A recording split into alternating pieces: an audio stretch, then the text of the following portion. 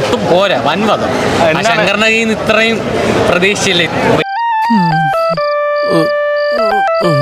ഞങ്ങള് തോറ്റേന്റെ സങ്കടം ആഘോഷിക്കുക. കഥയില്ല, പെർഫോമൻസ് ഇല്ല, ബാക്ക്ഗ്രൗണ്ട് സ്കോർ നേരെയില്ല. തൃപ്തിയായില്ലേ നിനക്ക്? ഇങ്ങനെയൊക്കെ സംഭവിക്കുന്നു ഞാൻ വിചാരിച്ചു. മുന്നും പിന്നെ നോക്കാതെ ചാടി പുറപ്പെട്ട ഇങ്ങനെ ഇരിക്കും. പിള്ളേർ പടം കണ്ടിട്ട് ചിരിച്ചോണ്ടാണ് വരുന്നത്. ചിരിച്ചോണ്ടല്ലേ, ഞാൻ എന്തുവാ തിയേറ്ററിൽ കുറച്ച് കുതിരകൾ ഓടിക്കളിക്കുവായിരുന്നില്ലേ?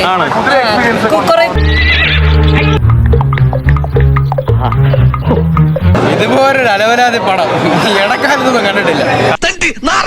നല്ല സഭ്യമായ ഭാഷയിലൊക്കെ സംസാരിച്ചൂടെ നിനക്ക്? ഈ സിനിമയെ കുറിച്ച് ഒറ്റ വാചകത്തിൽ നല്ല സ്വർണത്തിന്റെ കക്കൂസ് ഉണ്ടാക്കി വെച്ചിരിക്കുന്നു. അതാണ് ഇന്ത്യൻ 2.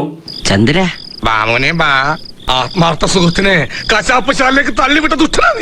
ആ പടം കുറച്ച് ഡിസപ്പോയിന്റ്മെന്റ് ആയിട്ടാ തോന്നിയത്. അതെ, ഞാൻ അർപ്പിക്കുന്നു. കാണാൻ പോകരുതെന്നേ ഞാൻ പറയത്തുള്ളൂ.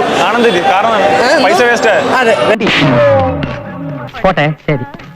നല്ല നല്ല പൈസ ഉണ്ട് ആളുടെ കയ്യില്. കാശിന്റെ കഴപ്പാ. അനിരുദ്ധിന്റെ ക്രെഡിറ്റിൽ വരുന്ന ഏറ്റവും മോശം ആൽബവുമാണ് ഇന്ത്യൻ 2.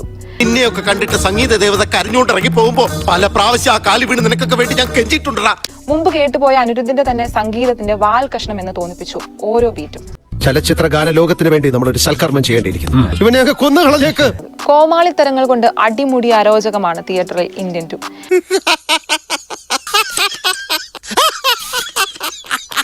അപ്പൊ ഞാൻ പോട്ടെ.